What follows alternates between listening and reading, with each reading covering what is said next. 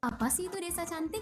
Desa Cantik adalah program percepatan dari Badan Pusat Statistik dalam lingkup desa, kelurahan, nagari, dan yang setingkat untuk meningkatkan kompetensi aparatur desa dalam mengelola dan memanfaatkan data desa, sehingga perencanaan pembangunan desa menjadi lebih tepat sasaran. Tujuannya agar perangkat desa lebih paham statistik. Nggak cuma itu, program ini juga bertujuan untuk melahirkan komunitas cinta statistik di desa, sehingga desa dapat bertransformasi menjadi subjek pembangunan. BPS memulai program ini dengan membina dan mendampingi agen statistik di 100 desa terpilih. Kedepan, harapannya dapat dikembangkan ke seluruh desa di Indonesia. Keren kan? Dengan adanya program ini, data desa dapat dimutakhirkan lebih cepat, sehingga perencanaan pembangunan di desa menjadi lebih tepat sasaran sesuai dengan potensi masing-masing desa. Nah, segitu dulu perkenalan Desa Cantik dari aku. Tapi tenang, aku bakal hadir lagi untuk memberikan update ke sahabat data tentang Desa Cantik.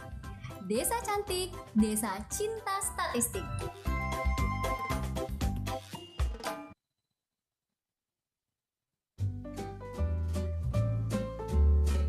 Assalamualaikum warahmatullahi wabarakatuh.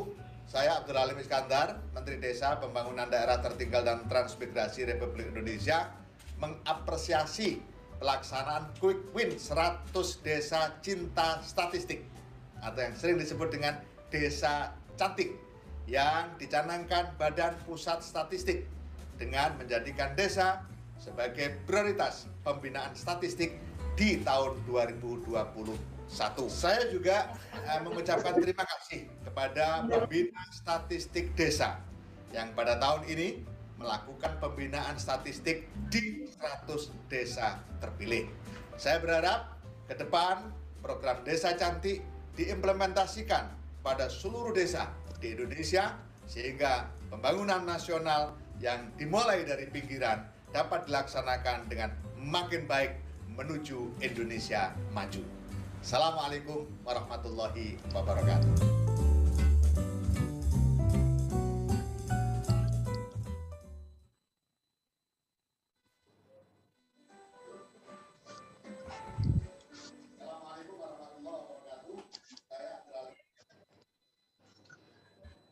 Ya, makasih Mas Deko ya atas videonya yang keren gitu ya. Bapak Ibu sekalian, video tadi ya adalah satu dukungan dari Pak Kementerian Desa ya terkait dengan quick win kita tentang Desa Cantik gitu ya. Harapannya ini menjadi penyemangat kita semua ya untuk melakukan pembinaan di tingkat desa ya. Baik, saya lanjutkan terkait dengan tata kelola Desa Cantik gitu ya. Bapak Ibu sekalian, ya kalau kita pelajari regulasi yang mendasari dari kegiatan kita gitu ya, setidaknya ada 4 di sana. Yang pertama terkait Undang-Undang Nomor 16 Tahun 1997, ya di sana BPS sebagai leading sektor di pembinaan sektoral. Kemudian tentang Perpres Nomor 39 Tahun 2019 juga kita sebagai pembina data statistik. Kemudian juga mengacu pada Permenpan RB Nomor 25 Tahun 2020 tentang roadmap RB gitu ya. Di sana kita diminta untuk melakukan quick win yang sifatnya mandatori dan quick win yang mandiri ya.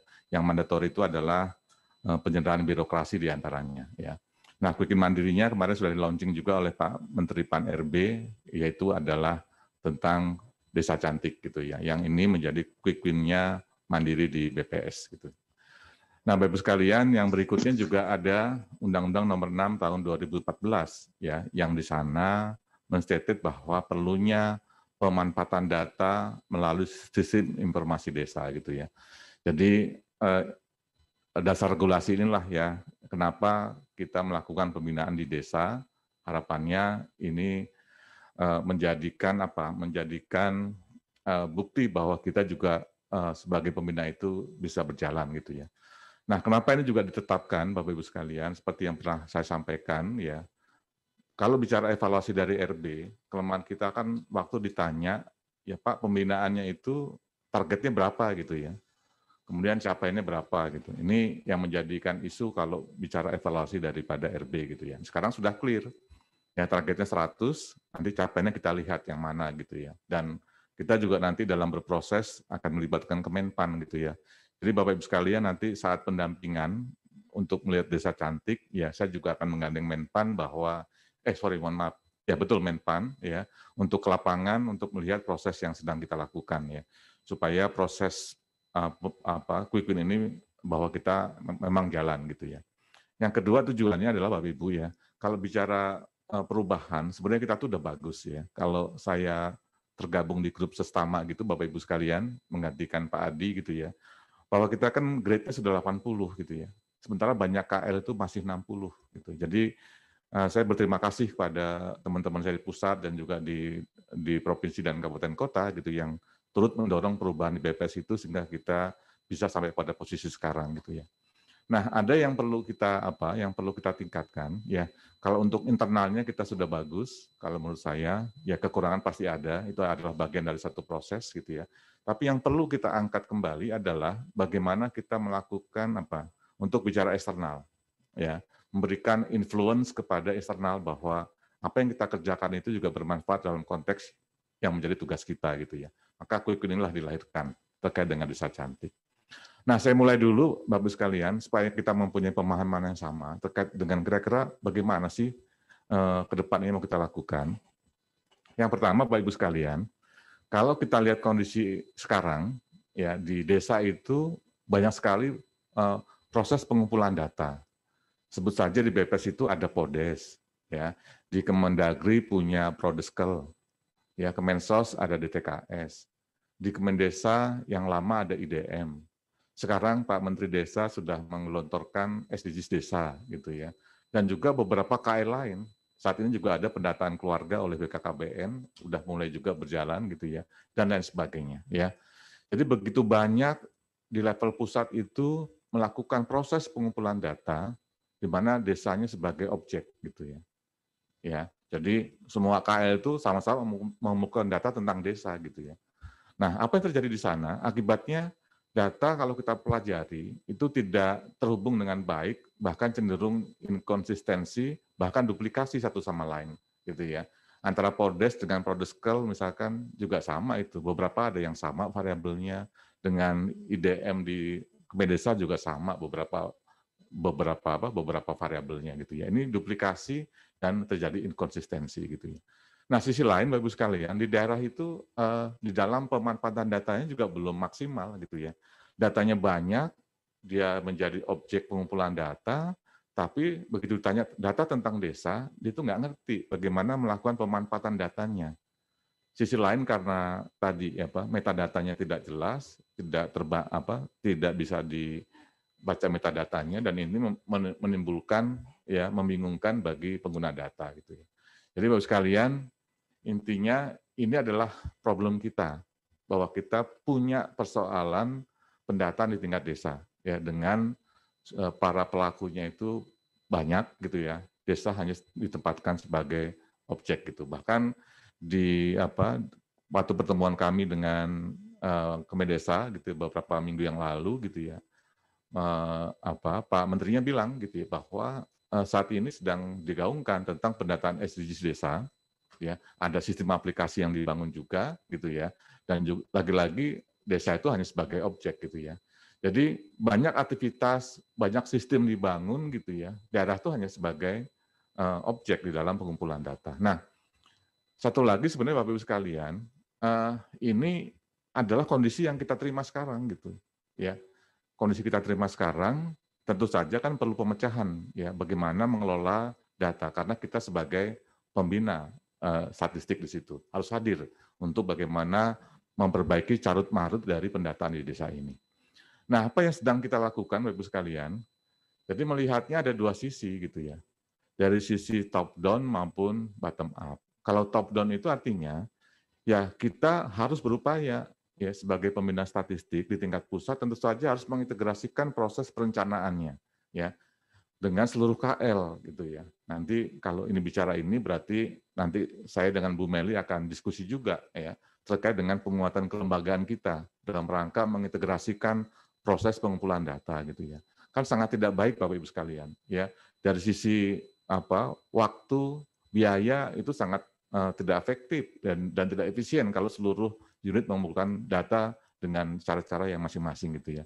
Maka perlu dilakukan pembenahan secara sistemik gitu menurut saya gitu ya. Dilakukan dari atas itu nanti di level pusat, ya saya sudah bicara dengan Pak Ateng dan Bu Wanti untuk berkomunikasikan ya bahwa bagaimana integrasi perencanaan itu dilakukan ya. Dan satu data Indonesia juga harus menjadi pemenuhan untuk dilakukan di sana. Dan narasi yang dibangun ke daerah juga harus sama gitu ya. Nah ini Bappenas sebenarnya sudah mulai, Bapak Ibu sekalian, untuk bicara top down ini, Bappenas juga sudah memulai memikirkan itu. Dia membangun satu aplikasi namanya Sepakat. Ya, mungkin dia melihat banyak aplikasi, dia pengen bangun satu gitu, namanya Sepakat gitu ya.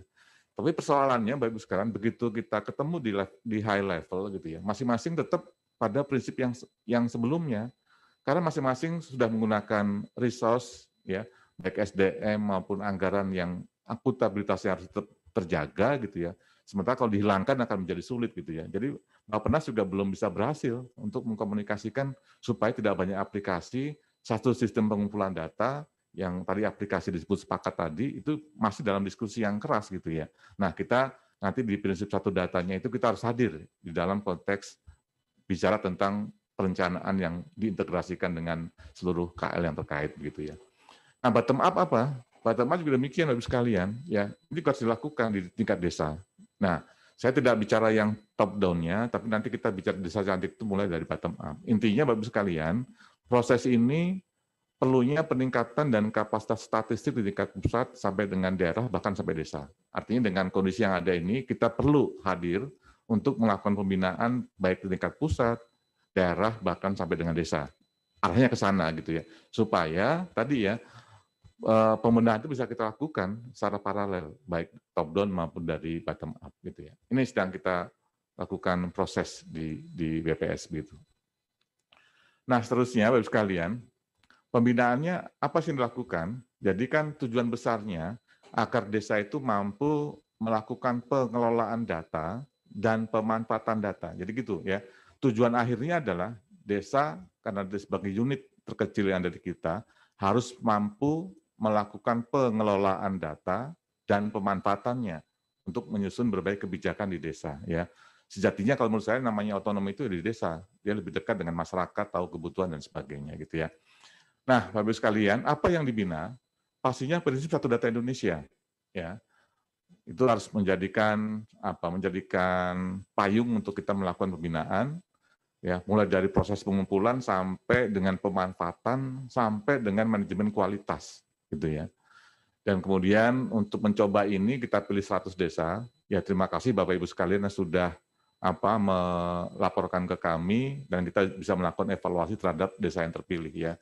Usulannya ada 301 ya, yang kita pilih 100 sesuai dengan kemampuan. Nah, harapannya ya bahwa 100 ini menjadi booster untuk desa-desa yang lainnya gitu. Sekaligus nanti tahun ini kita belajar ya, belajar melakukan pembinaan itu gimana dari 100 ini untuk melakukan penyempurnaan di tahun depan gitu ya. Jadi tahun depan bukan quick win lagi namanya, sudah implementasi quick win, tapi quick win itu yang 100 ini kita coba kita beranikan di tengah persiapan yang kondisi serba mepet ini, coba jalan dulu ya mencari bentuk pembinaan yang baik seperti apa. Nanti kita perbaiki lagi sehingga tahun depannya lagi itu kita terus melakukan pembinaan yang pada akhirnya tadi tujuan besarnya adalah bagaimana desa itu mampu melakukan pengelolaan dan pemanfaatan data, gitu ya, Bapak Ibu sekalian. Ya. Kemudian tata kelolanya bagaimana ya tata kelolanya? Nah, yang sudah kita rancang, Bapak Ibu sekalian.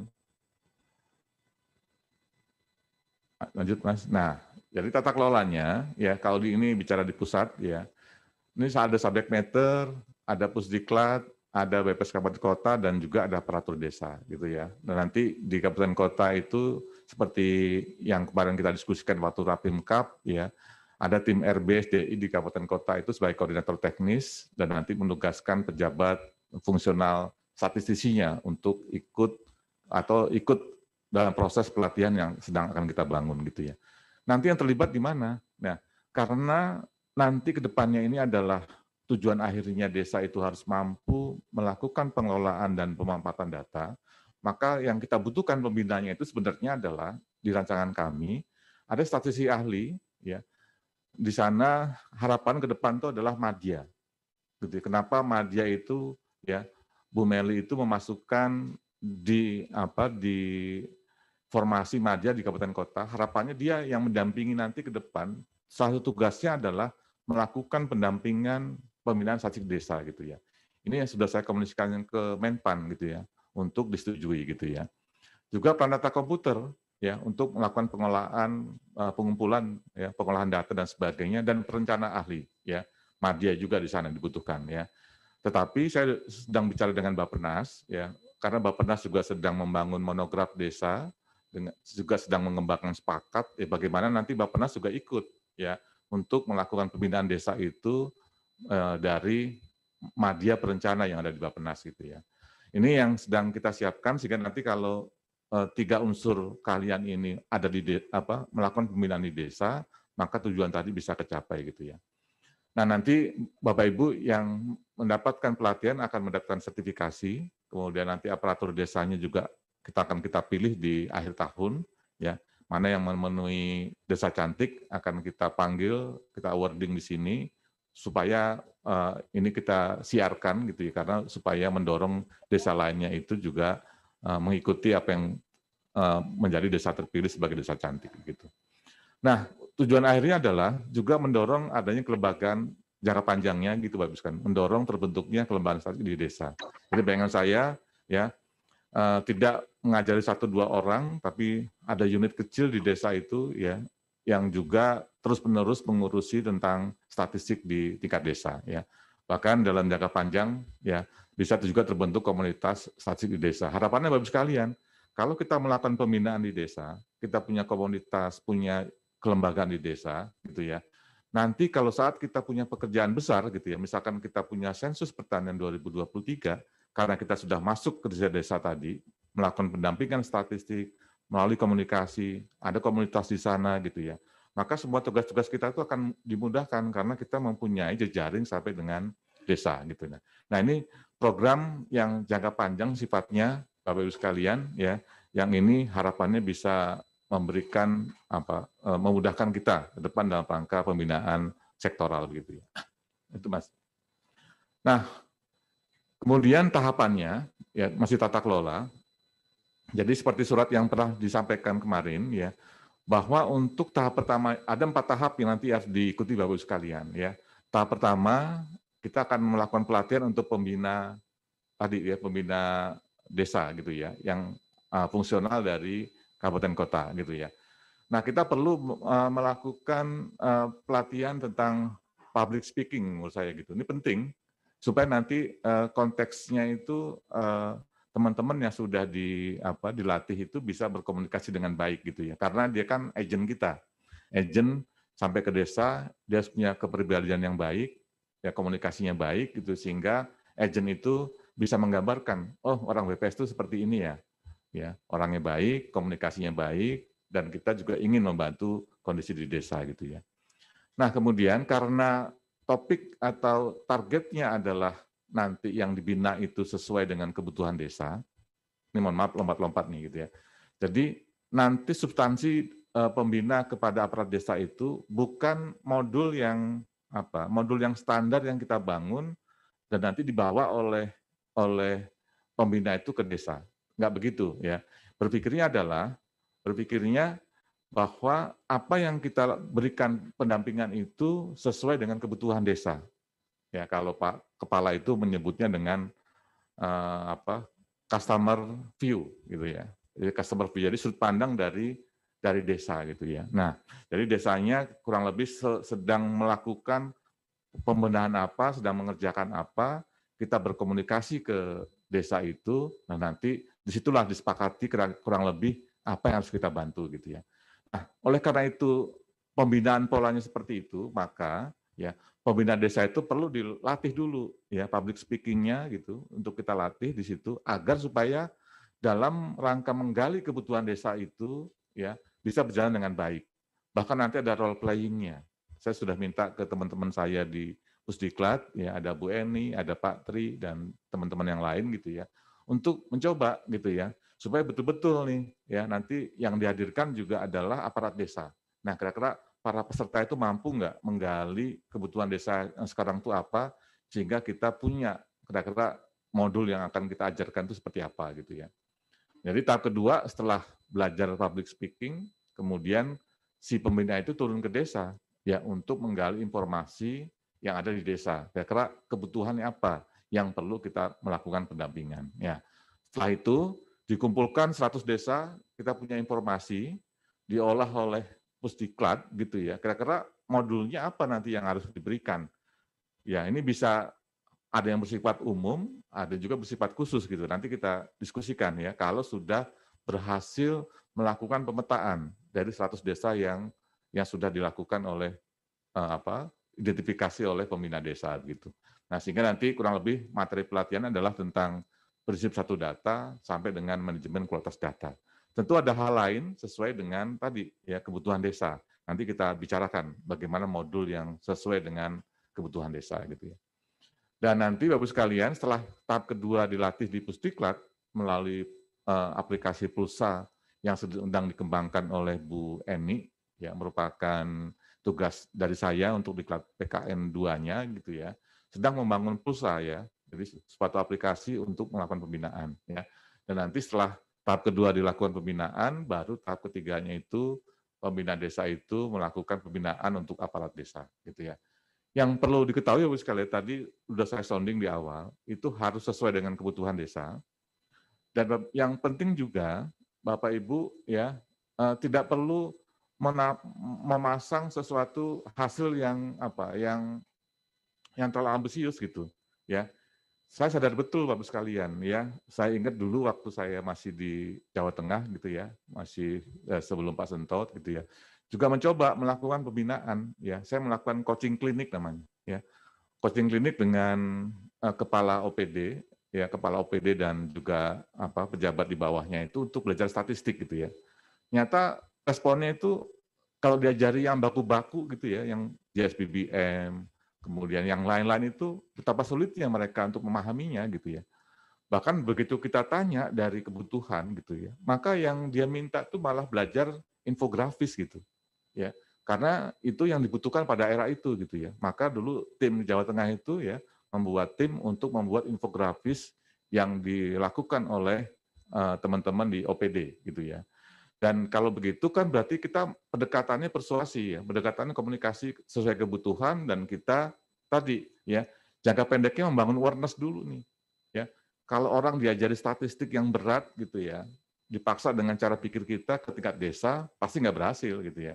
Saya di provinsi aja nggak berhasil gitu Bapak Ibu sekalian nih. Tapi orientasinya kepada orientasi kebutuhannya dulu supaya ada awareness di sana di tingkat desa dan pelan-pelan kita berupaya melakukan akselerasi terkait dengan pemahaman di tingkat desa gitu ya. Jadi Bapak sekalian nggak usah ambisius mencapai satu target apapun, hasil apapun yang tahun ini ya akan kita evaluasi menjadikan cara kerja kita tahun depan gitu ya. Jadi membangun awareness itu adalah sesuatu yang sekarang ini kita lakukan dulu ya supaya aura desa itu bisa terbangun dengan baik gitu ya. Lanjut Mas. Nah, kemudian mengenai anggaran, ini sedang disusun oleh tim di Biro Perencanaan, tapi kurang lebih ya itemnya seperti itu, ada konsumsi rapat, ada narasumber, ada biaya perjalanan, dan juga pembelian paket gitu ya. Sedang direvisi di DJA, ya nanti itu disesuaikan dengan kondisi daerah masing-masing gitu ya. Ini sedang dilakukan revisi di PANYA gitu ya.